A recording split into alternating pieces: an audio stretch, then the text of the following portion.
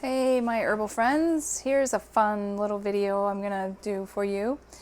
I already did a sumac video of what they looked like on the trees and parts that are used, so you'll be seeing that video before this one. And this one is the tea, which is like a pink lemonade tea. We used to make this in class many years ago. This is the Staghorn Sumac, the ones where the clusters are tighter together. There is another sumac that is, I've seen it maybe a couple times.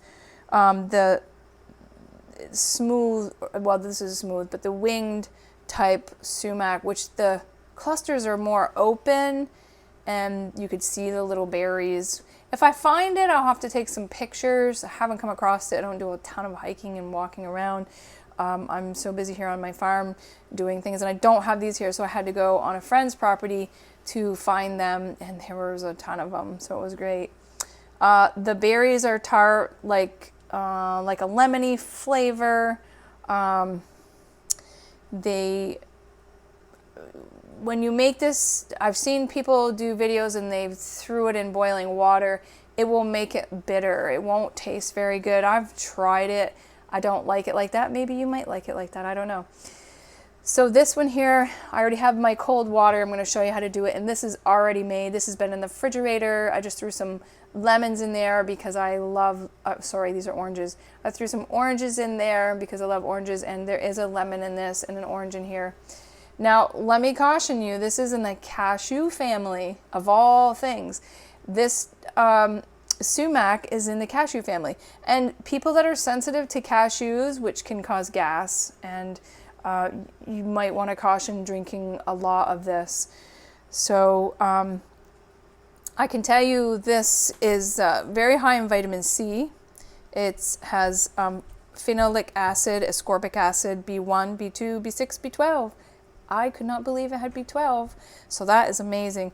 Biotin, nicotinamide, riboflavin, and thiamine. I'm sure there's others that I'm not mentioning, but the young shoots on this plant, I don't have them. I'm hoping that I'll be able to find some soon for a video for you. Will have to be in the springtime. Is usually where the shoots are. They come off of the tips, and the shoots are really good. I've had them twice. That was many years ago. So we always harvest the berries by like the end of July, which I just picked these.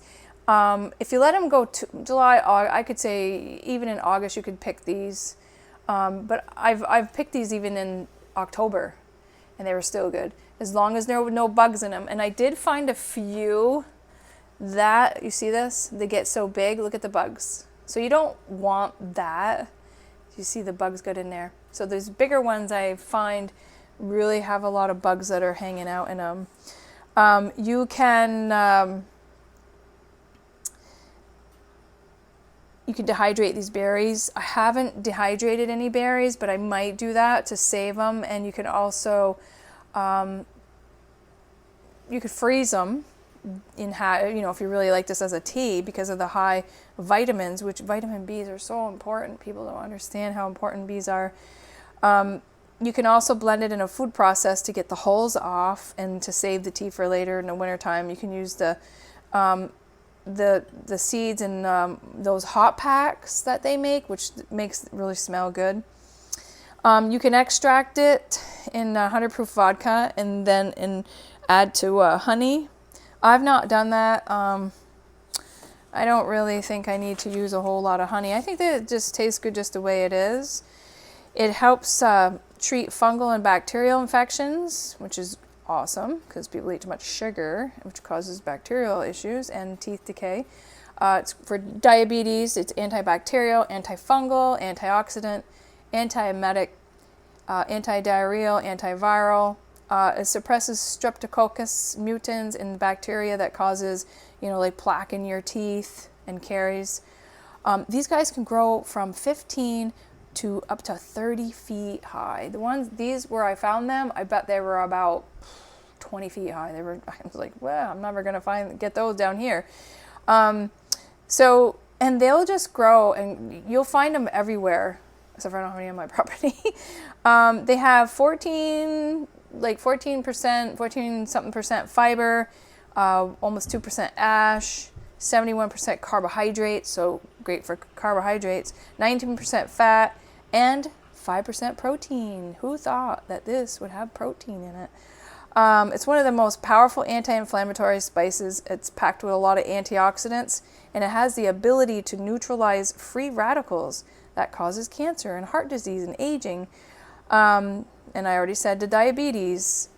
So it has free radical scavenging effects. It's a protector against the liver damage, promotes healthy blood sugar levels and blood pressure. It reduces your need for salt.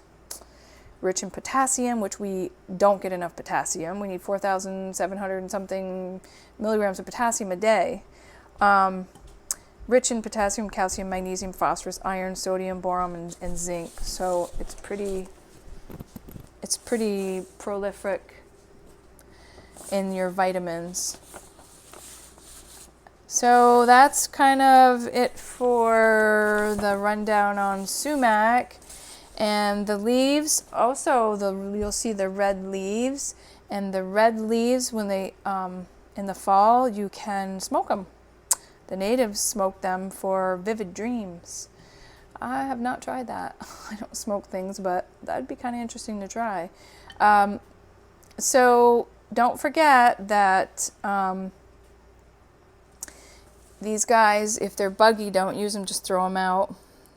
Some of the tips aren't too bad. So what I do is just break them off, break all these little seeds off, find some really nice red ones, and dig right into there.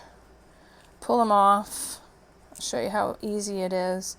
I pull the stems off. I mean, you can throw it right in there. You can throw these whole things right in there, but I want to make sure there's some little critters floating around in there, even though they're not going to hurt you. I just do not have them in my drink.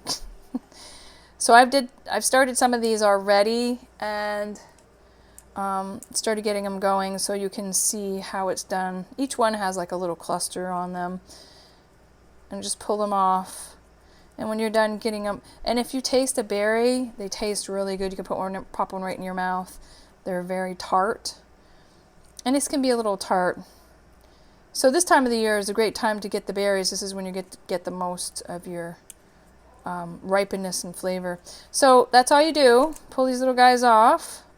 And then when you're done doing that, you throw them in your water.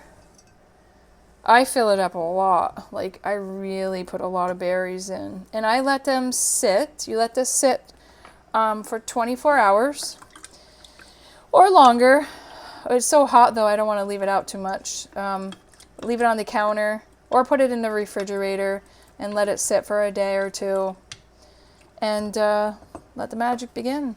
I just let these soak, and then in a day or so, you strain it, and this is what it'll look like. And this is your sumac. They call it sumac pink lemonade. I just got one in there. Pink lemonade. It does kind of look pink, doesn't it? And I don't have fancy jars, sorry. I'm a quart jar lady. This is a half a gallon. It's kind of a hippie-ish, I guess. I don't know. So that would be a great drink for your friends, you know, and if you're a drinker, you could add, you know, your liquor to it and have a mix with liquor and sumac, but I like it just the way it is. So there you have it. Very easy, simple. I'm going to be doing this with some kids here soon, teaching them, and going to have a great drink to have, teach these little, I taught this a long time ago to a bunch of kids, and they see me today, and they also like, I remember you taught us how to make the sumac tea, and they never forgot. So remember that. Teaching kids is awesome. You know, they don't forget. They always remember those fun things, and this is a fun one you can do with the kids. If you can find sumac, Staghorn Sumac, and this is not the poisonous one. The white berries are the ones that are poisonous. I have only seen them, I think, maybe once in my entire life, the white ones, and I don't see them around here a lot. So don't be afraid of these. These are not poisonous. They're high in antioxidants and vitamin C. They're very beneficial for you. So make your sumac tea. check it out. Go have fun with it. Right now is a great time to do it. We're in July, almost in August, and go pick them. You've got the month in August. Remember, they get buggy. The bugs start getting in them. So there's probably a few in here, but I'll go around it and try to find some that are not and use the ones that are pretty non-boogie. All right, guys, I will see you on the next video. Give it a thumbs up. Tell your friends. I'm on Facebook under Vermont Pure Herbs. I have my website, which is vermontpureherbs.com. It's a new website, so be patient. We're still adding new products on. The whole month of August, we'll be adding a lot more products onto the page. If you have questions, you can ask me questions through the website. There's a spot on there where you can just send me a message. Or you can email me, same thing, vermontpureherbs.com, or vermontpureherbs@gmail.com. There's lots of ways to find me and get a hold of me. All right, have a great day, and be safe, and peace.